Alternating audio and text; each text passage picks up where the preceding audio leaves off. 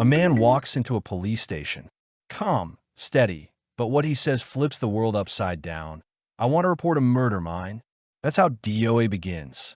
No warm-up, no flash of light, just a dead man walking.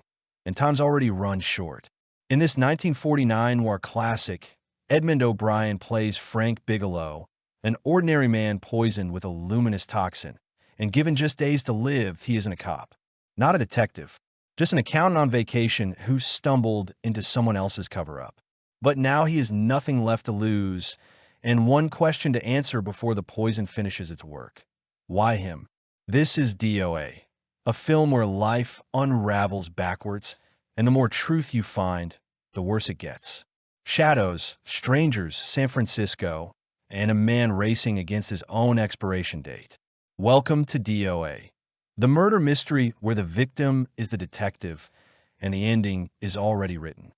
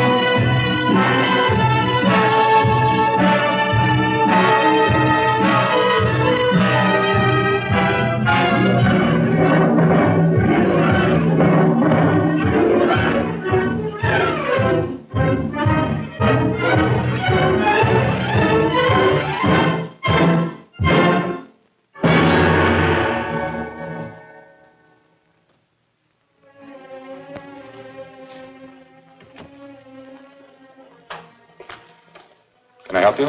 I'd like to see the man in charge. He's in here.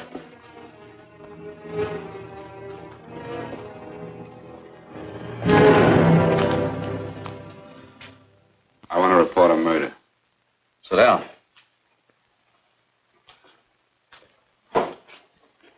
Where was this murder committed?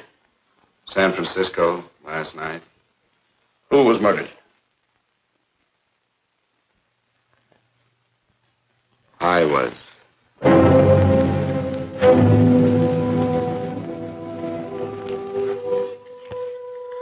Well, do you want to hear me out or don't you, Captain? I don't have very much time. Your name Biglow? Frank Biglow? That's right. Answer the San Francisco APB. Send it direct to Inspector Bannon at Homicide. Tell him we found Frank Biglow. Go ahead, Mr. Biglow. Well, this involves some other people, Captain. A number of other people. You tell it any way you like. I live in a little town called Banning out on the desert. It's on the way to Palm Springs. I have a small business there. Paula? Yes, Mr. Bigelow. Give me a copy of Miss Hollis's 48 tax return, will you? Oh, you better get the 47, too. Yes, Mr. Bigelow. I don't think we took any depreciation on that new equipment last year. No, we didn't. I remember you said we could include it all this year. Sure, we can. Hey, Frank. Yeah, well. Peterson says he wants a financial statement before he can give me my loan. Hello, Kitty. I will. Well, I'm leaving for San Francisco today, but I'll be back in about a week. I'll take care of it for you then. Sure is a scorcher, isn't it? Well, I've seen him worse. Well, have a nice time, Frank. Yeah, thanks, Will. Oh, why don't you come down to the place and let me give you another permanent? Makes your hair so much easier to manage in all this heat.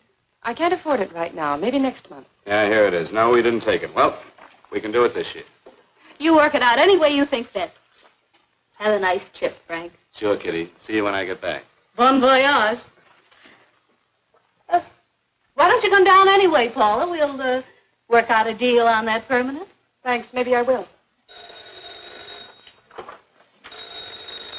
Hello? Oh, hello, Mr. Hawkins. Just a moment. Do you want him to send your ticket over? No, I'll pick it up myself. No, never mind. Mr. Bigelow will pick it up at the station. Bye.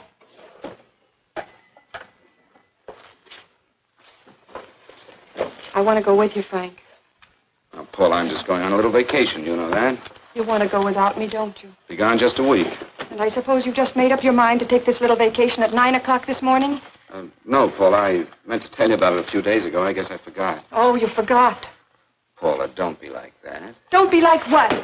You just drop a little announcement that you're going away. Not tomorrow or next week or next month, but today. No explanations, nothing. And I'm supposed to swallow the excuse that you need a little vacation.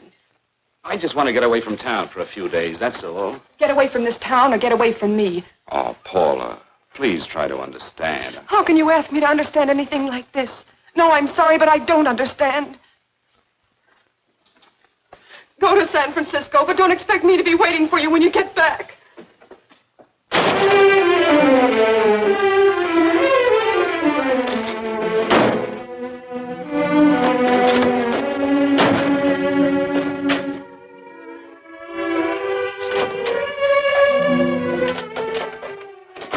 Paula, please, Paula.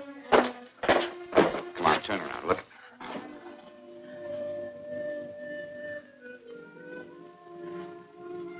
Come here. Why do you do this to me, Frank? Why can't you be honest with me? As honest as I am with you? Do you have to go? I have to go, Paula. I know what I'm doing. All right, go. Go anywhere you like. You can go to blazes for all I care. Paula. Paula. Yes, I know.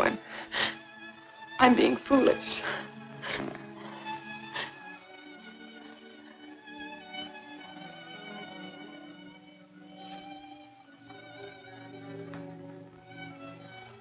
Come on, fix your face. We'll go down to Eddie's and have a drink. All right, why not?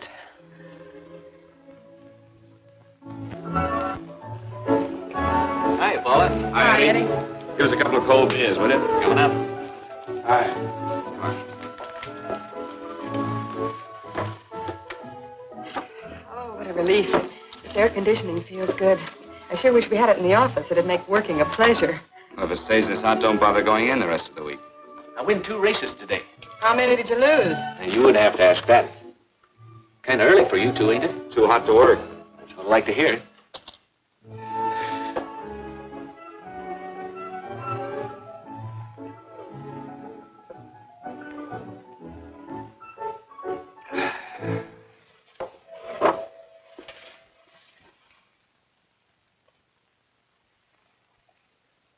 Frank, you'll take me with you, won't you? You will, won't you? Or am I crowding you? What do you mean, crowding me? Maybe you do need this week away alone. Maybe we both do. I know what's going on inside of you, Frank. You're just like any other man, only a little more so. You have a feeling of being trapped, hemmed in, and you don't know whether or not you like it. Look, Paula, I'm going to be honest with you. I care too much for you not to be honest with you. I'm as much concerned for your happiness as I am for my own. I know you've had one bad experience, Frank. I know all about it. But you don't know what it can do to two people, Paula. And the woman always gets hurt more than the man. I don't want you to get hurt, darling. More than anything in the world, I don't want you to get hurt.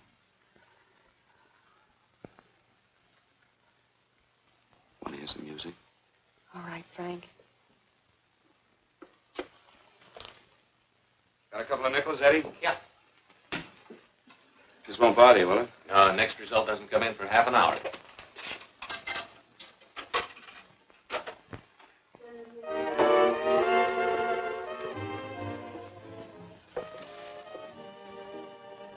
I thought that by now we'd be married.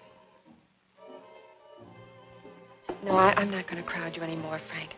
Go to San Francisco. I don't like it, but I'm convinced that you must go. I want you to be very sure, Frank. If it's right, and I believe it is, we'll have something really wonderful together. If it isn't, we should both know it as soon as possible. So you see, even if I could stop you, I wouldn't do it now.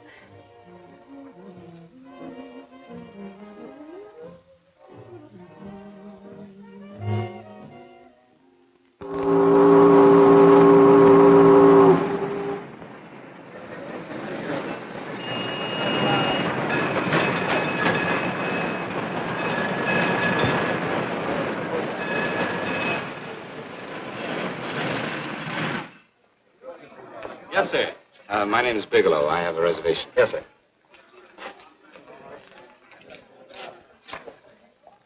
Here we are, sir. My name is Bigelow. I have a reservation. I have it, sir. It's a very nice room on the 6th floor, facing the bay.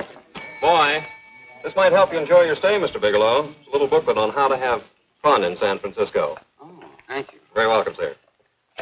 Thank you. Say, is it always like this around here? No, this is market week, and it's the last day, too. Boy, always around until you need him. Oh, 517? Thank you. Here's a message for you, Mr. Bigelow. Long-distance call came in about an hour ago from Banning, from a Paula Gibson. Oh, thank you. Very welcome. Show Mr. Bigelow to 618. Right this way, Slide.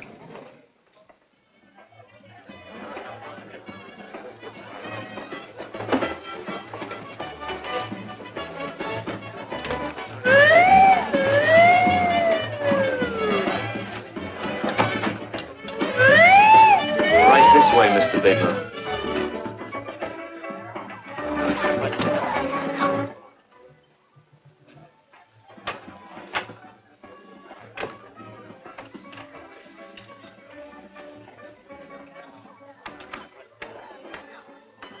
Is there anything else, Mr. Biglo? Oh, yes, you can get me a dry Manhattan and a pack of razor blades. Yes, sir. Thank you.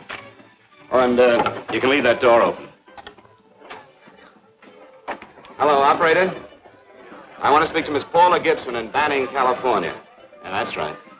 No, I'll wait. Hello? Hello, Paula. Oh, hello, Frank. How was the trip? Fine, just fine. Having a miserable time, I hope. Well, I don't know. I just got in. What was that? Market week. The place is crawling with traveling salesmen. You know, Charlie Anderson found out that you went away and he asked me to go out with him. Oh, really? How did he make out? I'm considering it. Is that what you called to tell me? I'll have you know that this call is strictly business, Mr. Bigelow. Did a Mr. Phillips phone you? Eugene Phillips of Los Angeles. No. He will. He phoned the office 3 times today. Said that he wanted to get in touch with you immediately. He said it's most urgent and imperative that he reach you at once. What did he want? I don't know. But he sounded deep, dark, and mysterious and quite agitated about something. Phillips. Have we ever done any business with him? Not unless you've been keeping it a secret from me. I looked through all the accounts. Why did you tell him you could reach me here? You know I'm supposed to be on vacation. So you told me. And so I told him, dear heart. But the gentleman didn't seem to respect your temperamental moods the way I do. He was very insistent that he speak to you before it's too late, as he put it. Well, tell him you tried to get in touch with me and I've changed my plans and you can't reach me. He won't talk to me. I told him that I was your confidential secretary, but I guess I didn't sound confidential enough. So I told him that he could reach you there this evening. Well, call him back. If it's as important as he says it is, he'll talk to you. Otherwise, you'll just have to wait until I get home. My, aren't we adamant this evening? All right. Shall do. And Frank. Yeah? I don't quite know how to say this. Say what? Well, what I want to say is that there's nothing you can do that you ever have to feel guilty about. Oh. Sure. Thanks, Paula. I'll call you tomorrow. Right.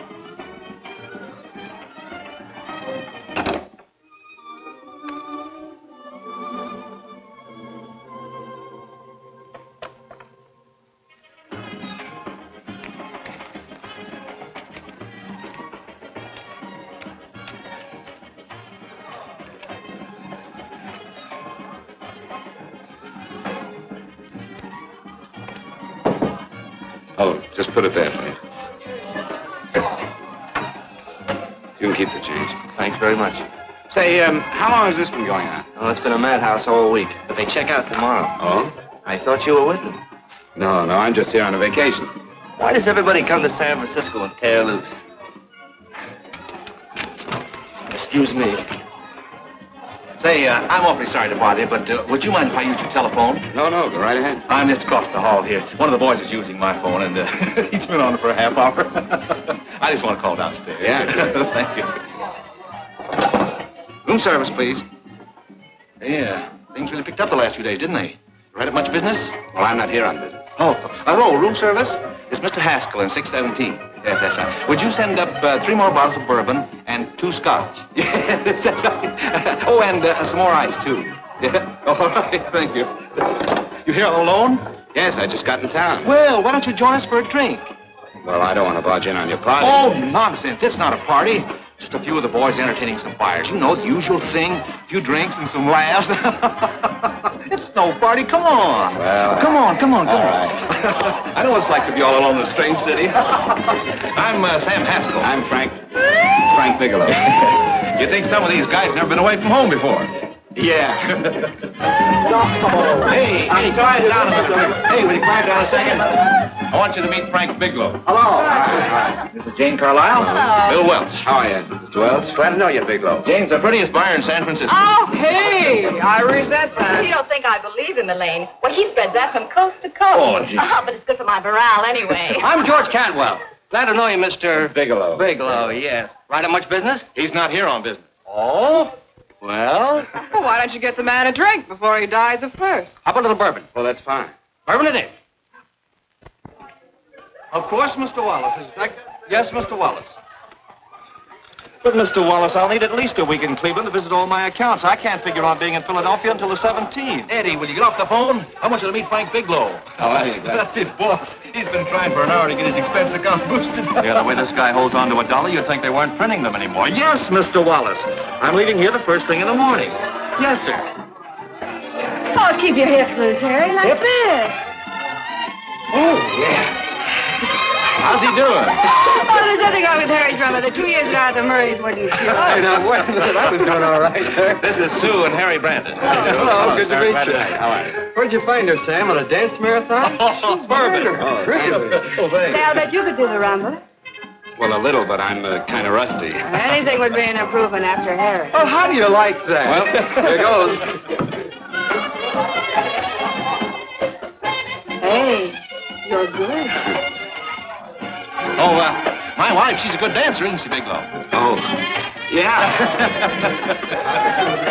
Fellas, I thought you were going to show us a good time tonight. Is this doing the town? That's right. We practically bankrupt our stores to buy everything you've got. Then you keep us in this hotel room. I agree. This is my last night to howl before I go back to being a dutiful housewife.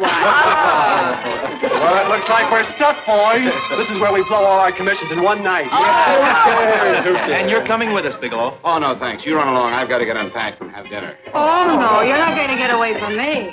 Now that I found a man who can dance, I'm going to hang on to him.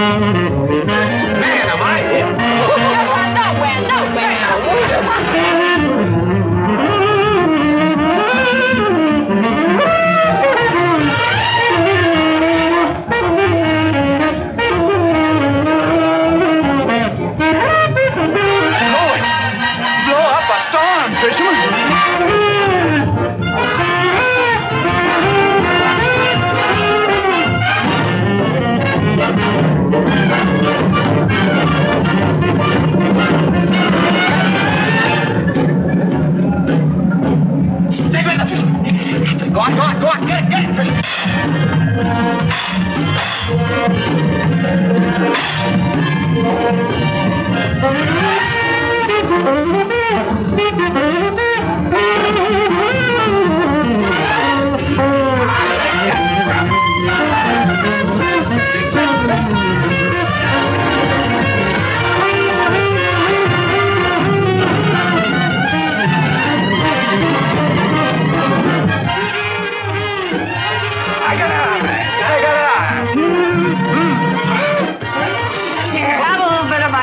Frank. Oh, thank you.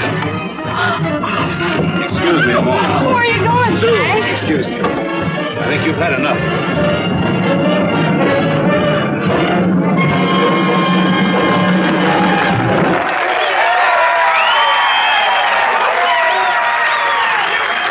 What'll it be? Bourbon and water, no ice. Nice, quiet place you got here. We'll hit the pitch in about an hour. That's when they really go out of their minds. Who's the blonde? Oh, she's one of the chicks that hangs around here. She's jive crazy. Come again? Oh, you ain't hip, pal. Jive crazy means that she goes for this stuff. Just between you and me, I don't get it either, but I gotta listen to it. They're all connoisseurs, music lovers. Me, I like Guy Lombardo. What's the matter with him? Oh, he's flipped. The music's driving him crazy. Come down, Jack. Oh, don't buy me, man. I'm being light.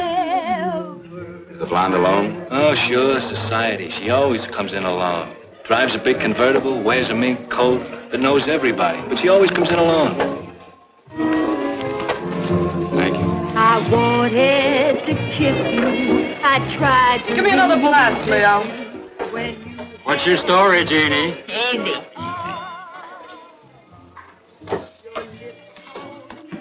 Hello. Easy. Dig the fisherman. Oh, that's really silk, isn't it? Can I buy you a drink? Sure thing. Give me a blast, Leo. Leo, I left my blast at the other end of the bar.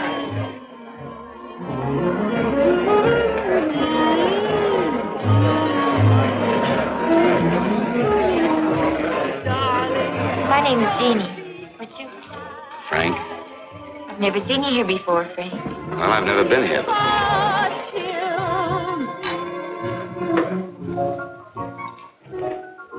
This isn't mine. Mine was bourbon. Well, sure it is. You saw me pour it. Give me a fresh drink. Anything you say. Oh, listen to that piano. Feel those vibrations. You don't get your kicks out of this, do you? I can live without it. Why do you stay here? I don't know. I bet I know. You're lonely in a big city. Why, you don't have to go into a routine with me. I like good company, too.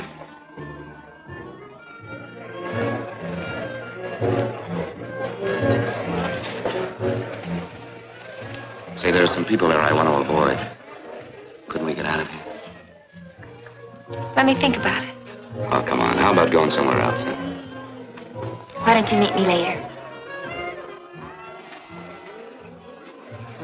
Okay. Where? I tried to forget you, but you whispered, darling, I love. Call me at that number later. It's my next stop. They've got a band there that'll really send you. See you, Jeannie. Easy.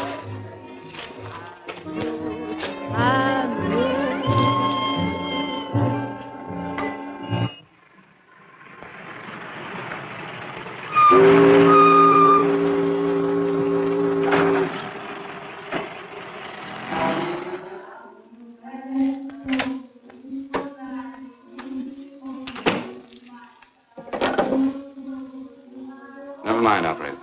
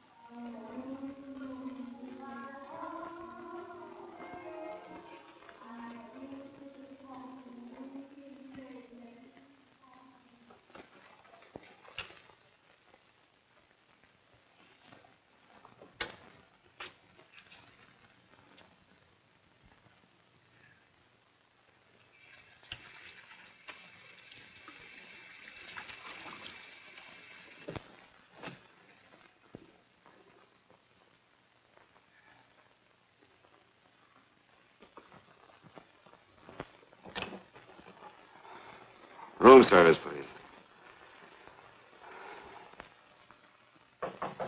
Come in.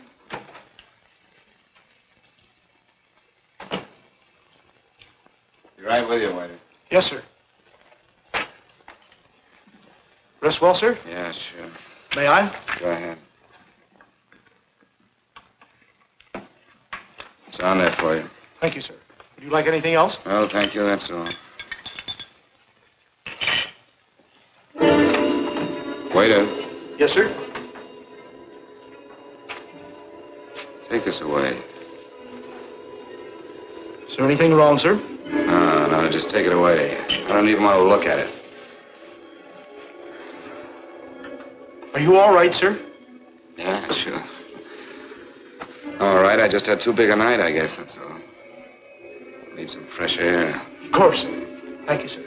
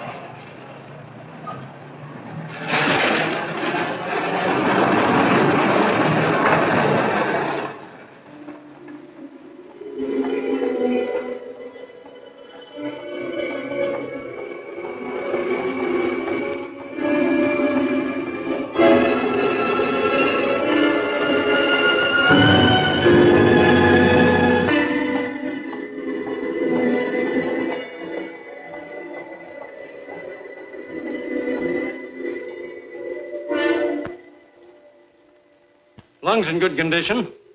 Blood pressure normal. Heart fine. Well, it's a good thing everybody isn't like you, Mr. Biglow. Put us doctors out of business. I'm glad to hear it, Doctor. I was a little worried. Don't let a little bellyache worry you. Could be just the change of climate.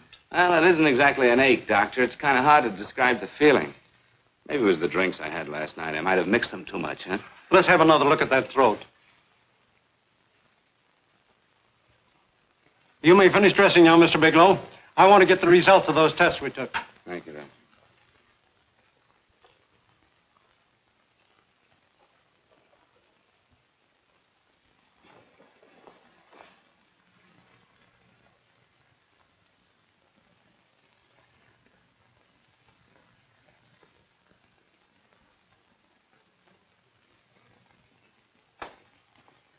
Mr. Bigelow, this is Dr. Schaefer. Hello, Doctor. How are you? Sit down, Mr. Bigelow. According to the information you gave Miss Wilson, you're not married, Mr. Bigelow. That's right. Do you have any relatives, family, anyone in San Francisco? No, no one. I don't know a soul in San Francisco. Where is your home? What is this, Doctor? Why all the questions? You're a very sick man, Mr. Bigelow. Sick? But you told me I was in good shape. Yes, I know. But my preliminary examination didn't reveal your true condition. You sound as if it's pretty serious, Doctor. It's extremely serious. I want you to understand that we wouldn't tell you something like this unless we were absolutely certain. Well, of course, of course. You must steel yourself for a shock, Mr. Bigelow. Well, go on, Doctor. What is it you're trying to tell me? Our tests reveal the presence in your body of a luminous toxic matter. What is that exactly? A poison that attacks the vital organs. Poison. We have no alternative but to tell you this. Your system has already absorbed sufficient toxin to prove fatal. I wish there was something that we could do. What do you mean, wish? You mean there's nothing? There is nothing anyone can do. This is one of the few poisons of its type for which there is no antidote. This is fantastic. This is the most ridiculous Bigelow. thing. You don't have very long. What do you mean? A day, possibly a week, 2 weeks at the outside. It's hard to say exactly. Well, this is impossible. I don't believe it. You've made a mistake. That's it. It could be a mistake, couldn't it? You have made a mistake, haven't you? Answer me. Dr. Schaefer is an authority on toxicology. Been no mistake, Mr. Bigelow. Do you realize what you're saying? Well, you're telling me that I'm dead. Do you think you can explain my life away in just a few words? Why, I don't even know who you are. Why should I believe you? You must calm yourself, Mr. Bigelow. We want to offer you every assistance that we... Assistance? Who wants your assistance? Who wants anything from you? You're nothing but a couple of phonies. Why, I think you're crazy. That's it. You're crazy. The both of you. You're crazy.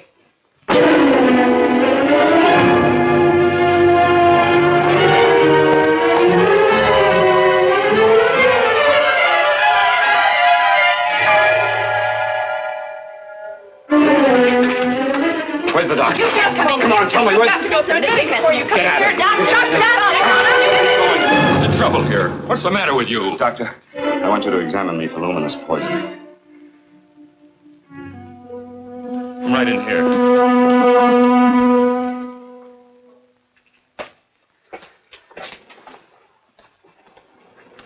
Yeah, you've got it all right. Your system has already absorbed it.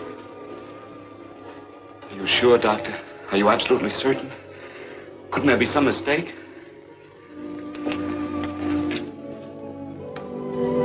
There it is. Toxin is actually luminous in the dark. Now there's no doubt about it, Biglow. I don't feel sick. My stomach is just a little bit upset. Maybe it's not as bad as you think, Doctor. That's characteristic. With a heavy jolt, you go suddenly in a matter of hours. But if the stuff is taken in a lesser degree, you last a while, and then...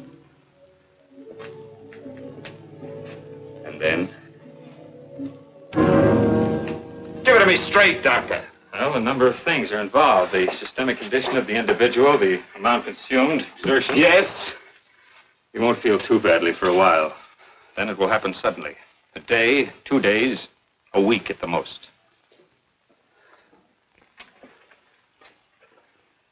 A day?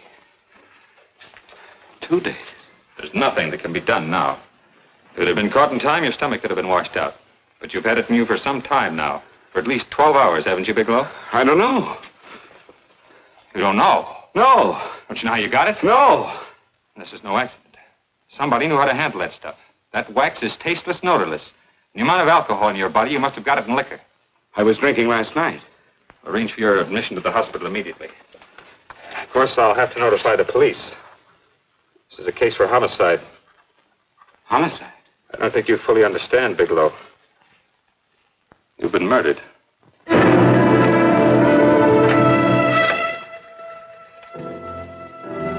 Get me police headquarters, please. Homicide Bureau.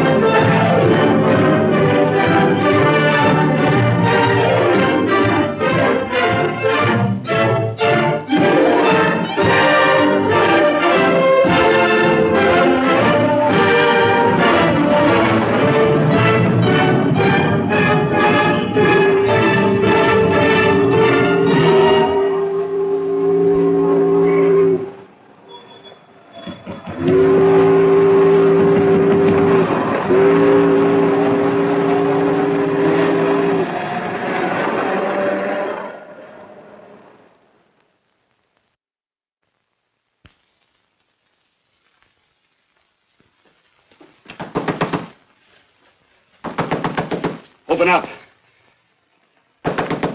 Open this door, I tell you. Open it up or I'll break it down. Where are those men? Where are those men over here last night? I don't know. There are no men here.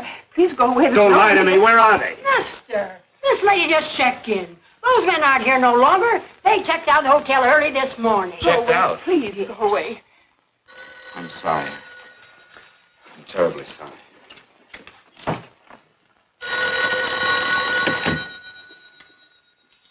Hello? Please, Mr. Bigelow, my eardrums. Oh, hello, Paula. Your enthusiasm overwhelms me. Why haven't you phoned me, or is there a quota on telephone calls up there? I'm sorry. I've been busy. I'll bet you have. Visiting the museums, no doubt. What's happening up there that's exciting or different? Nothing, not a thing. I'll bet you missed me, but you're too stubborn to admit it. Sure. You know, if you'd like me to come up, I can pack a toothbrush and leave right away. No. Well, you don't have to snap my head off. You could at least make a pretense of missing me. I'm sorry, Paula. Of course I miss you. Listen, Paula, Paula, it's just that I don't feel like talking now. I'll call you later. Don't strain yourself. You phone me sometime when you feel more like talking. Oh, by the way, I called that Mr. Phillips back. Phillips? Yes, you know, the man that tried to reach you. Well, I'm afraid you'll never know why it was so important that he speak to you. His office said he died yesterday. Frank, are you there? Did you hear me? Die? When? Yesterday. So you won't have to bother your little head about him anymore. You can just go ahead and have fun. Paula, what did he die from? Do you know? I suppose he died from whatever people usually die from. Well, didn't they tell you? Don't you know? What are you getting so excited about? You said you didn't even know the man. Listen, where's his office located? What difference does it make? You can't talk to him now. I told you the man's dead. Paula, will you stop talking so much and tell me where his office is? All right. It's the Phillips Importing and Exporting Company, Bradbury Building, Los Angeles. Bradbury Building, Los Angeles. That's right. Say, this is really a switch. Listen, if you want to reach me, I'll be in Los Angeles. Are you out of your mind? I'm sorry, Paula. I've got to hurry. Wait a minute. Where in Los Angeles? The Allison Hotel. Goodbye, Paula.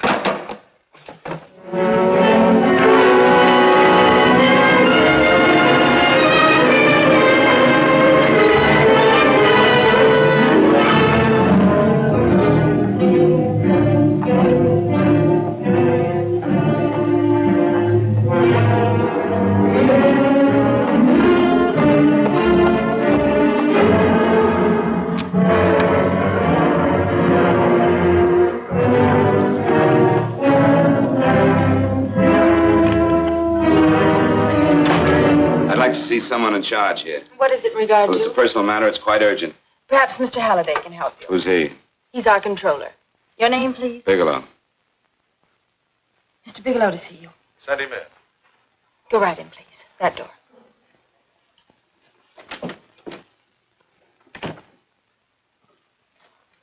Mr. Biglow? How are you, Mr. Halliday?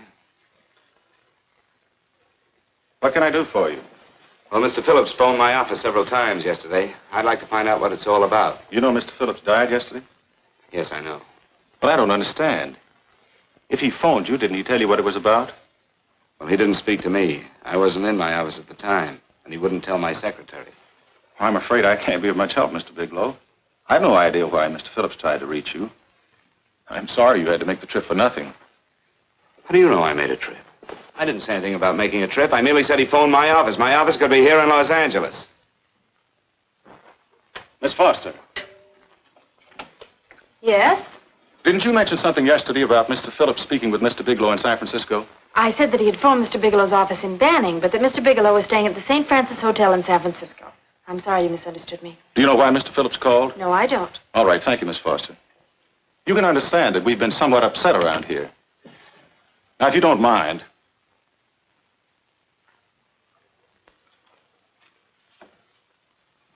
Did Mr. Phillips have a wife, family, anyone that could help me? you can't intrude on people at a time like this just to satisfy some curiosity. It isn't just curiosity. Then I suggest you wait a week or so. I can't wait. Well, I'm sorry you'll have to. Well, there's always a phone book. You're a pretty aggressive fellow, Biglow. Are you quite sure that this is as important as you make it appear to be? It's important. Mrs. Phillips lives at the Sunset Arms Apartments. Thank you. I needn't tell you she's under a strain. I suppose you're capable of using a little more tact with her than you demonstrated with me. I think I can handle it. By the way, what was the cause of Mr. Phillips' death? Suicide. He leaped from the balcony of his apartment.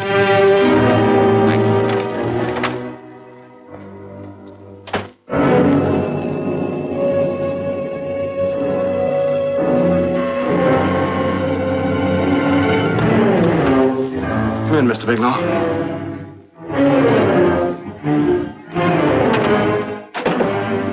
I'm Stanley Phillips, Eugene's brother. Halliday phoned that you were coming.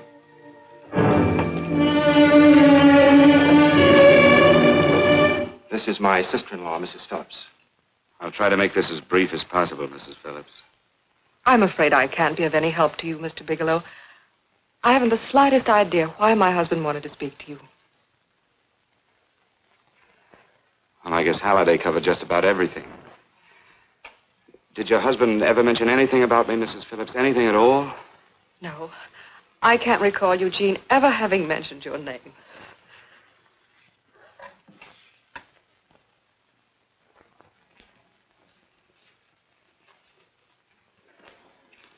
I hate to ask you this, Mrs. Phillips, but it's of vital importance to me.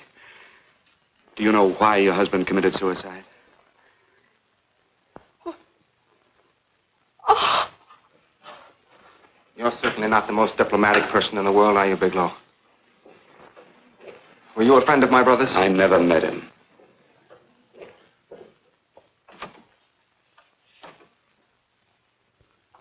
My brother was in a jam, a pretty bad jam. He was arrested 2 days ago. He sold some iridium to a dealer by the name of Majak. It's a very rare metal, very costly. Anyway, the iridium turned out to be stolen. He was released on bail yesterday, but he faced a pretty stiff prison term. And have committed suicide for less. Yes, I know. That's how the police feel about it. What puzzles me, though, is this crooked deal. Knowing Eugene, you wouldn't say he's the type of man to be mixed up in anything like that, now would you? I told you I never met him. That's right, so you did. Now, what's this all got to do with you, Biglow? I don't know. Let's come play with each other, Biglow. Surely you must have some idea why my brother was so desperate to contact you. I have no idea. That's odd. Then how could it be of such vital importance to you? You seem to know the answer to everything else. Maybe you know the answer to that one, too.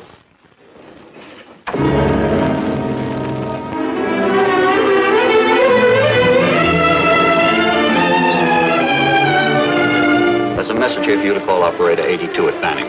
Oh, thank you.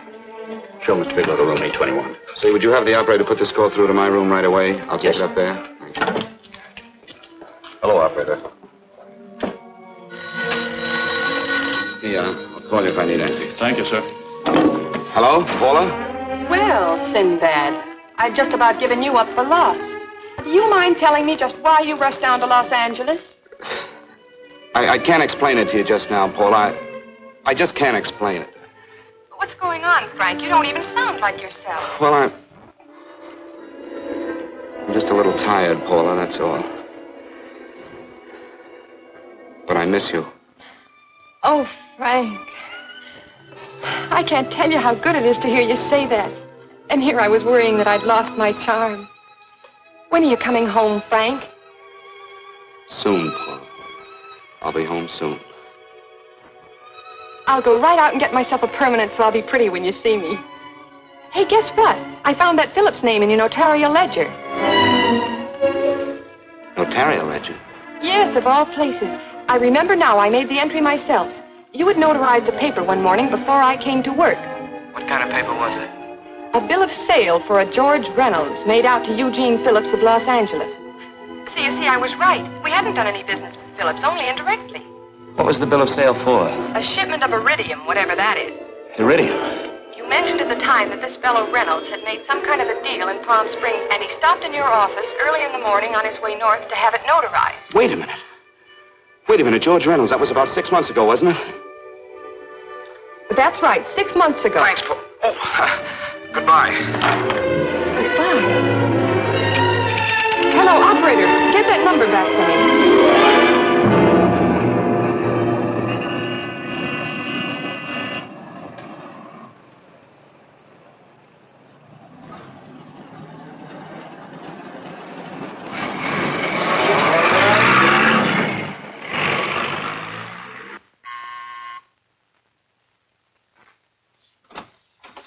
got to talk to you, Mrs. Phillips.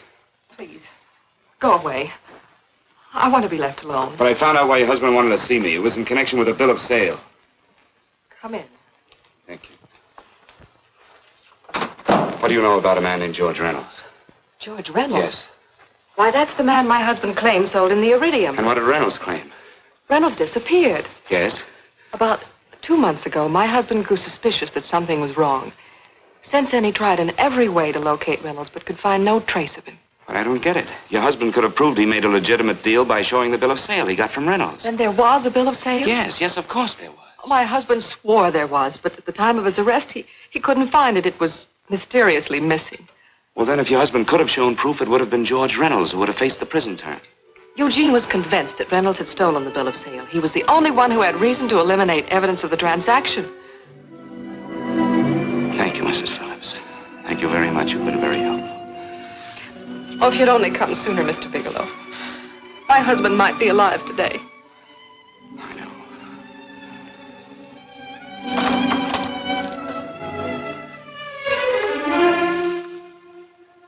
The only thing that puzzles me, Miss Phillips, is that you haven't asked how I knew there was a bill of sale.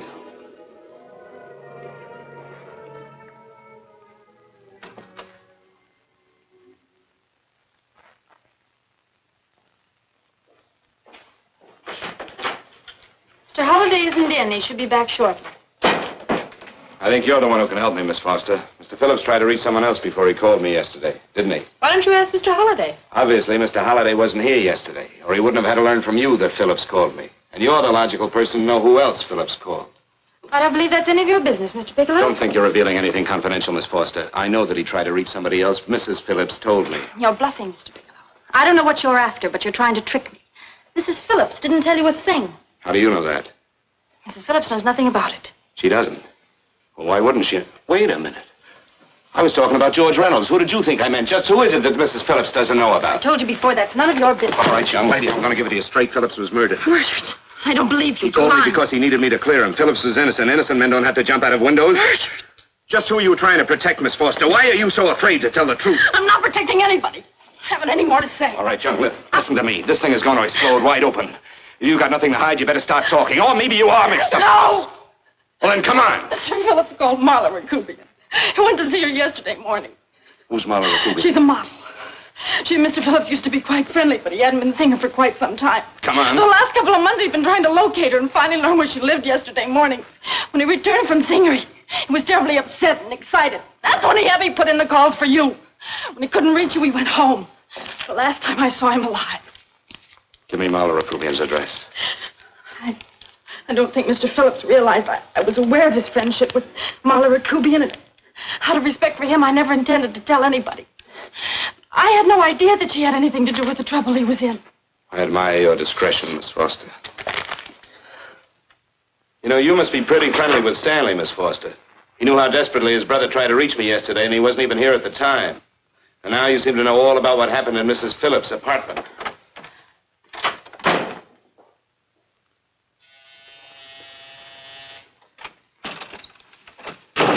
Miss Rakubian? Yes? What do you want? Get out of here or I'll call the Go police. ahead, call him. Oh, go ahead, call him. Going on a trip, huh? Yes, going away for the weekend. Sailing for Buenos Aires tomorrow, some weekend. I'll send you a postcard. Now get out of here. Who are you going with, George Reynolds? Never heard of him. I suppose you've never heard of Eugene Phillips either.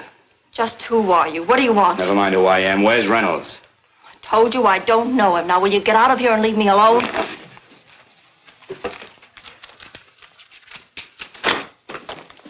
So you never heard of George Reynolds, huh? And don't try to tell me that this isn't him because I've seen him. If you think you can scare me, you're crazy. Look, I know that Phillips came here yesterday. And right after he left, he was pushed out of a 6-story window. Pushed? Phillips committed suicide. Your playmate Reynolds murdered Phillips. Then he went up to San Francisco to get me. Because I knew about a certain bill of sale. I don't know what you're talking about. You're in this right up to your pretty little neck.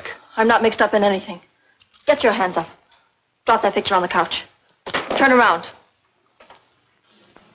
Don't get any ideas because I'm not afraid to use this. Give me your wallet.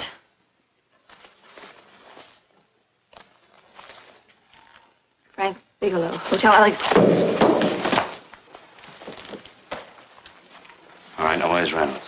I don't know. I don't know where he is. that what you told Phillips yesterday? I told him exactly what I'm telling you. I haven't heard from him in months. Yeah? You're mighty careful of the picture of a man you haven't heard from in months. What does the Ray stand for? It was a pet name. Do you mind? Oh, it sounds very cozy, Miss Rakubian. You and Reynolds call each other pet names while you make a sucker out of Phillips. Phillips made the deal because he wanted it. Yeah? I'll bet you weren't above using what it takes to help make him want it. Who's paying for this trip? I am. Really? A first-class trip to Buenos Aires on a model salary. Don't make me laugh. Since you and Reynolds aren't seeing each other anymore, you don't mind if I keep this to you? If I were a man, I'd punch your dirty face in. You know, I really believe you would. Oh, I almost forgot. Your tickets. Don't be surprised if I'm there to see you off.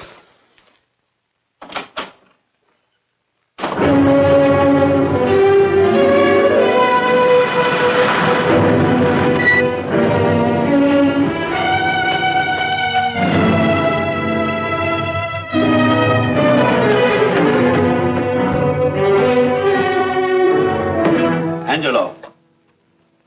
Angelo!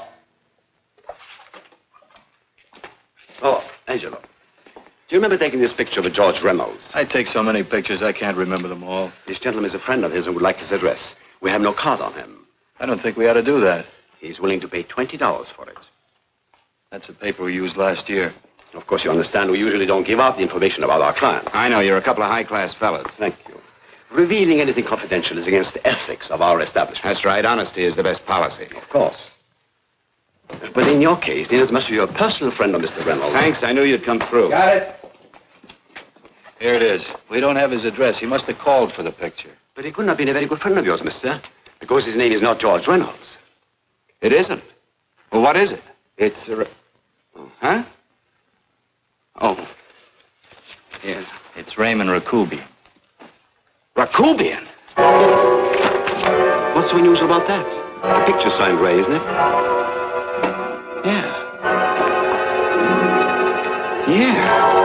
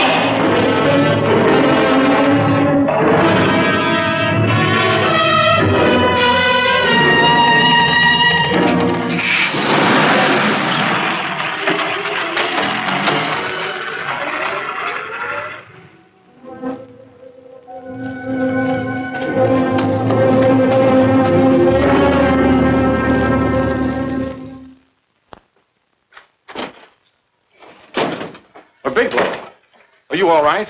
Can I get you anything? No, thanks. Do you know this man? No? No, I don't think so. Are you sure you've never seen him? I'm quite sure. Does the name Raymond Rakubian mean anything to you? No, I never heard of him. Why? He also uses the name George Reynolds. This is Reynolds? That's right. Well, where can we find him? That's what I want to know. Tell me something, Halliday. You're the controller here. How come you didn't know about that bill of sale? Phillips made that deal before I came to work here. Yeah, but you still keep records, don't you? For some reason, which is none of my business, Phillips preferred to keep that among his personal papers. Now, does that answer your question? You came in here today asking for some information that you needed, and I tried to be as cooperative as I could. But now you're beginning to annoy me. So get out before I throw you out.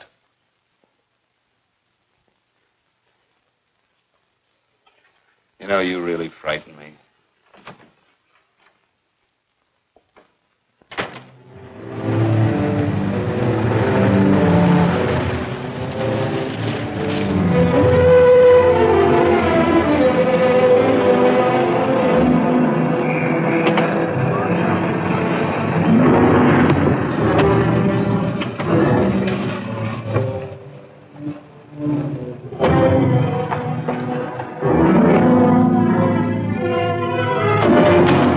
Time you showed up, Bigelow. Go ahead, Dave.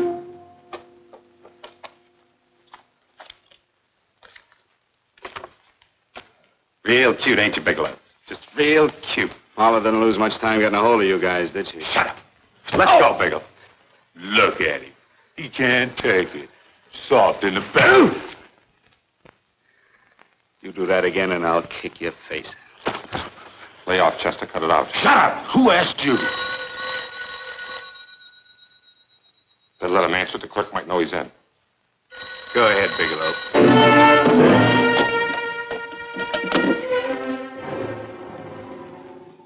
Hello? Frank, why did you hang up on me? I've been trying to get you for hours. I'm sorry, Paula. I was in a hurry. Well, don't be in such a hurry this time. You didn't give me a chance to finish what I had to say. Something. I wanted to tell you that McGowan was in hollering his head off because you didn't go over the books.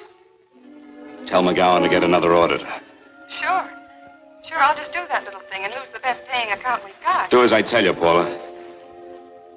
Frank, are you drunk? Paula, how much we got in the bank? About $2,200. Draw it out tomorrow. Sure. Then what do? Skip town without paying our bills? Forget the bills. You know that coat you always wanted? Buy it. You are drunk. You know, if I didn't have such a good character, I'd be tempted to take advantage of your intoxicated state, Mr. Bigelow.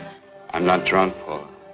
Well, then don't tell me that one day away from me can affect you this way. Cut it short. Paula, Yes? I'm sorry I left you. I never realized how much I love you. But I know it now.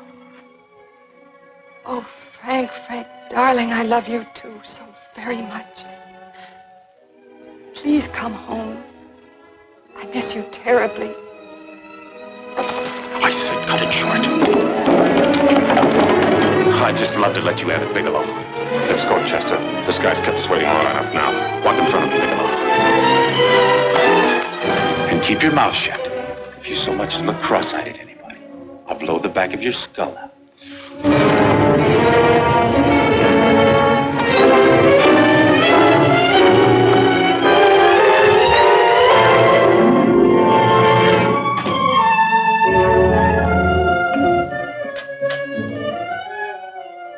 Bigelow's real cute.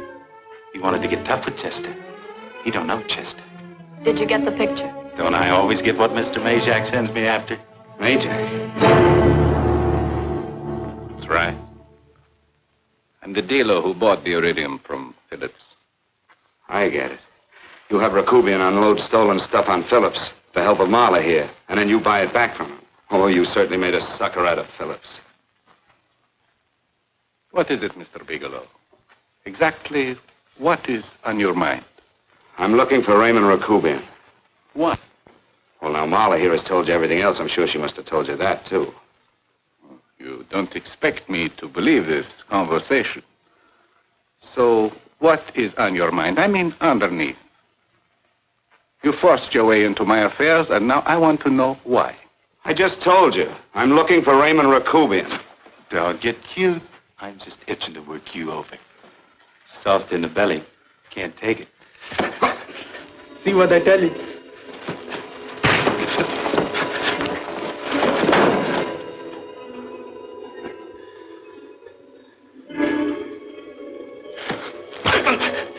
Can't do that to Chester.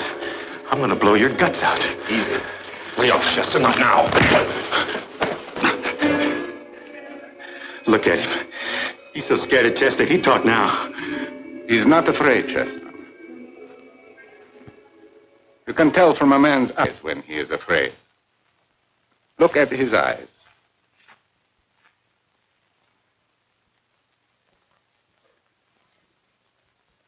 Oh!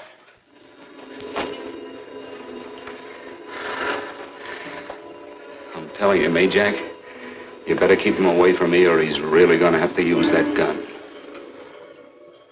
Go away, Chester, please. Do what I tell you, my boy. Please. And help Dave.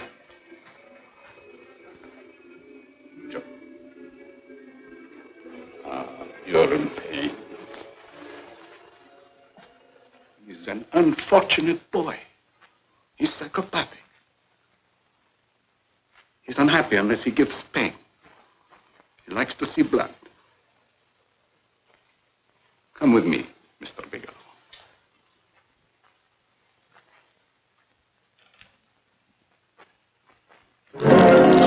Raymond Rakubian was my nephew. He could not possibly have tried to kill you. He's been dead 5 months.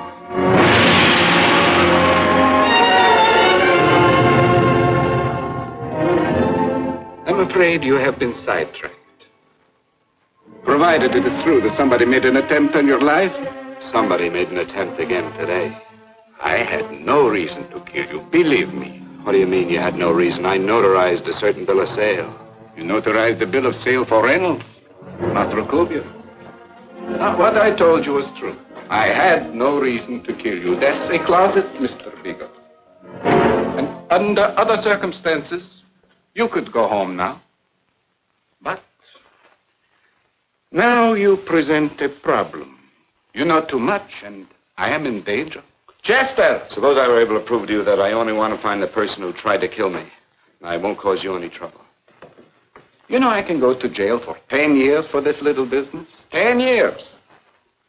At my age, that's my life. That means my entire life. With my life, I do not take chances. I am sorry, believe me. You want Joe to go with you? No.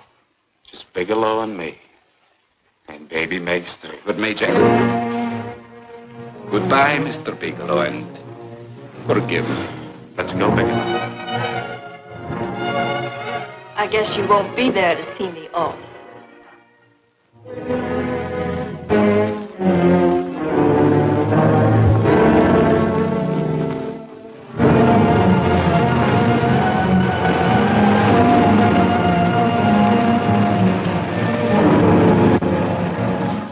Tried to make a boob out of me in front of Major. Shouldn't have done that, Bigelow. I don't like that. I'm going to enjoy this, Bigelow. I've done jobs like this before. I knocked off guys I could like. But I don't like you, Bigelow. I never liked that puss of yours from the minute I seen it. Yeah. I'm going to enjoy this.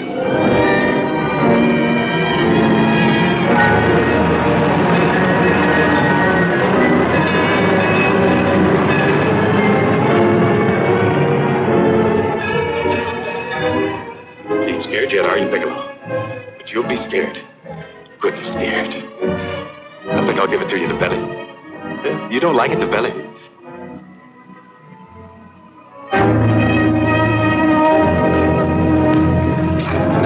Good. Try it.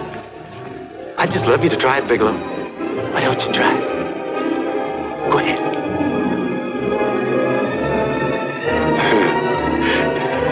Didn't have the nerve, did you, Bigelow? I think I'll give it to you right in the belly.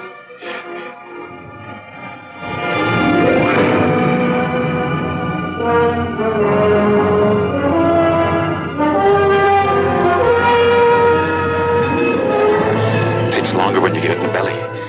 It's nice and slow. That's the way I want to see you go, Bigelow. Nice and slow.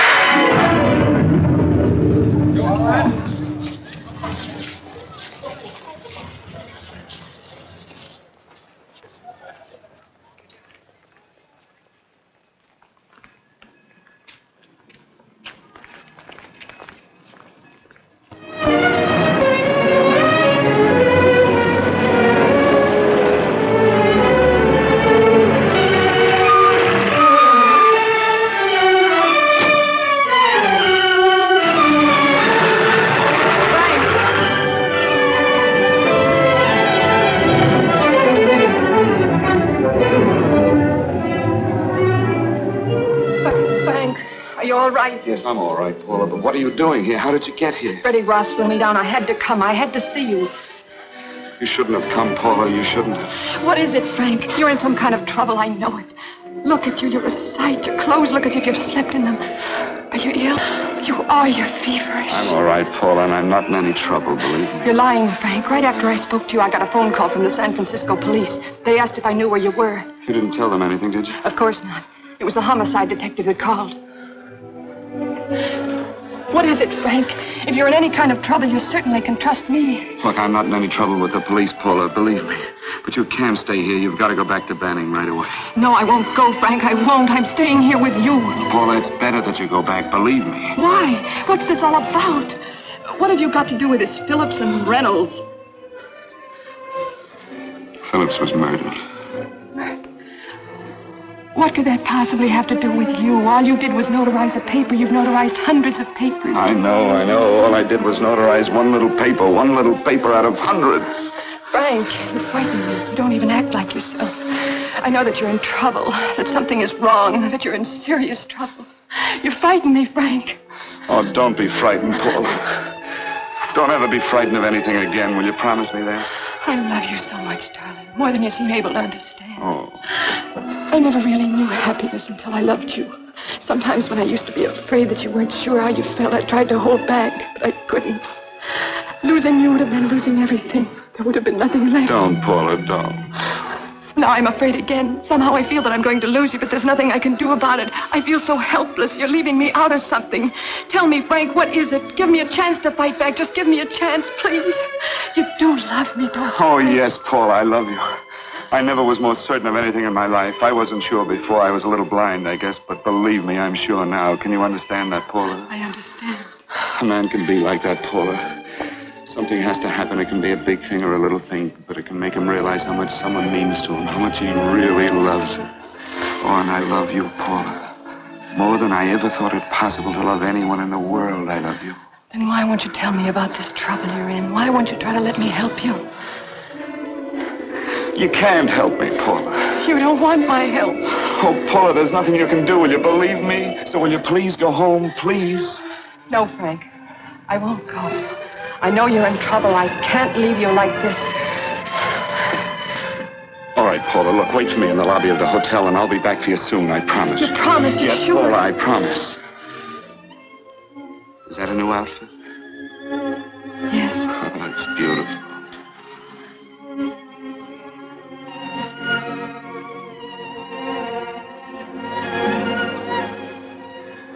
You'll come back to me, won't you, Frank? Yes, Paula, I'll come back, I promise. Please hurry, darling. Oh, I love you. I love you, Paula.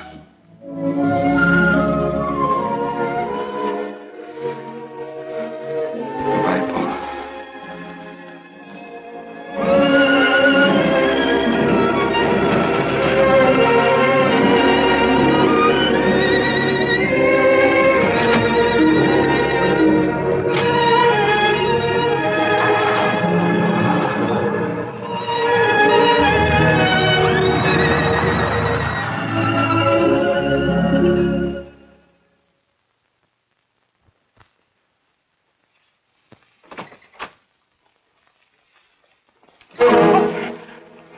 Stanley here? You sure? All right, get in there. Now get Stanley on the phone. Tell him to come over here right away. Use any excuse you want. What are you going to do? What was Stanley going to do when he used me for a clay pigeon today? I don't know what you're talking about. Don't act innocent with me. I fell for that once. I don't know what you mean. I told you everything you wanted to know this morning. Yeah, you told me just enough so I'd get sidetracked and wouldn't know that Stanley was the one I was after. Stanley? Oh, no. You and Stanley have been together on this from the start. Now, come on, get on that phone and call him. Don't let him know I'm here. Biglow.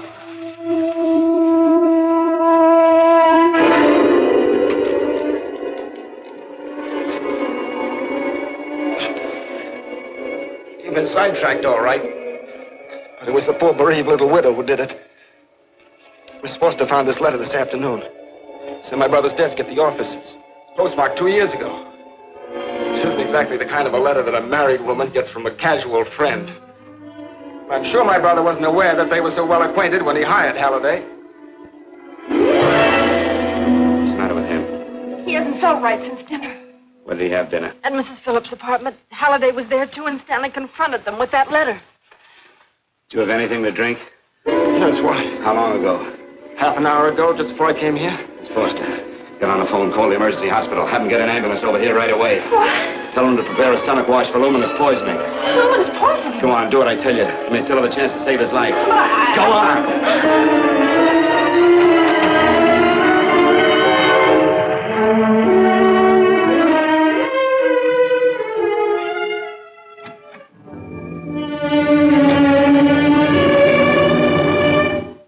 I found George Reynolds, Mrs. Phillips. He's been dead for 5 months. Then he didn't steal the bill of sale. No, he didn't. But you could have stolen it. How dare you? You knew who I was when I came here today. But you were surprised to see me alive, weren't you? But I'm not alive, Mrs. Phillips. Sure, I can stand here and talk to you. I can breathe and I can move. But I'm not alive. Because I did take that poison. And nothing can save me. What are you going to do? If I kill you now, I have nothing to lose. No, you've got to listen to me. You've got to give me a chance. But I didn't have a chance. It was Halliday. Believe me, it was Halliday. He made me steal the bill of sale. He planned everything. What about this letter? Your husband knew about you and Halliday. He found it only yesterday. He accused Halliday. They fought, and Halliday pushed him over this balcony. And why me? Why did he want to kill me? Because you could have proved there was a bill of sale, that my husband had no reason to commit suicide. Halliday was desperate. After he killed my husband, he found out about the phone calls to you. He thought you spoke to him, that you knew enough to involve him.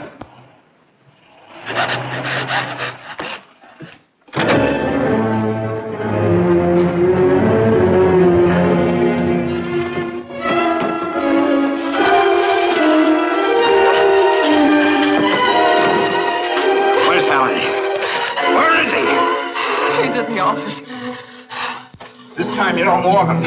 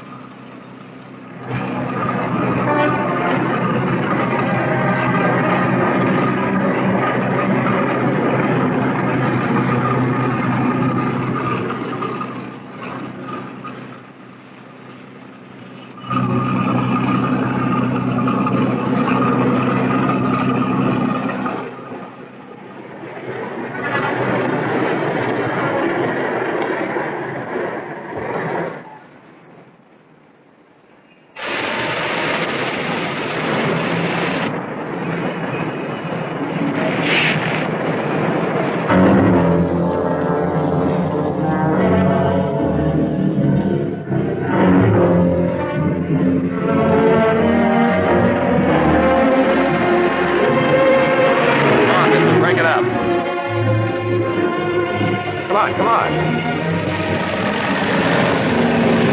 Come on, move along. Come on, let's break it up. Move along now. Let's get going. Come on.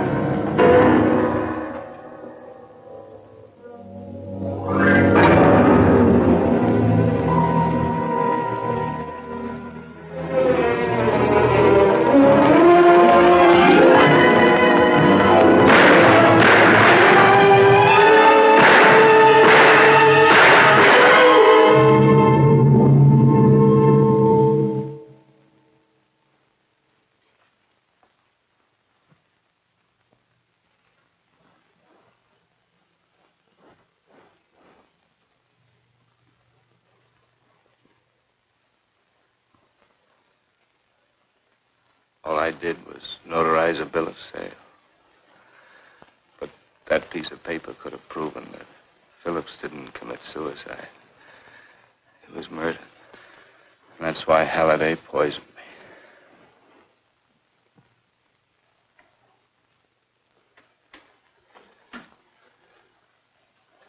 Would you?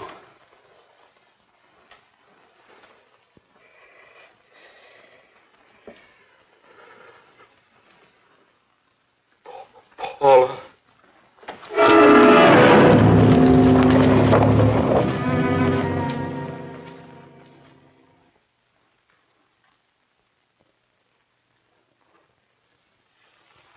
Call the morgue.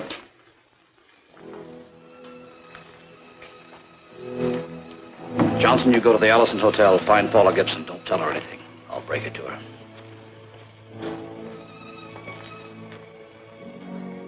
How shall I make out the report on him, Captain? Better make it dead on arrival.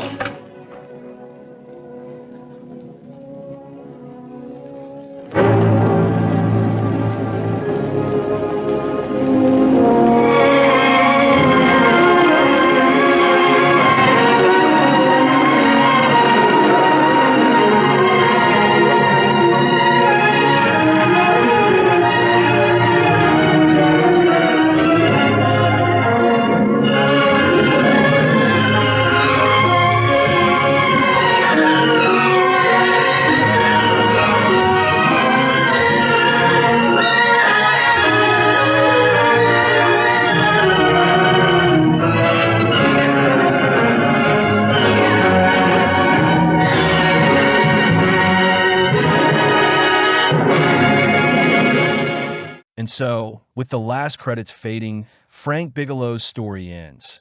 Not with justice, not with hope, but with truth. D.O.A. doesn't offer comfort. It offers clarity, cold and final. A man poisoned by chance, chasing meaning in his final hours, and finding only the answer to a question no one wanted asked. In the world of noir, the good don't always win. Sometimes they just get to speak before the silence takes over. Thanks for watching, and stay tuned. There are more shadows to walk through.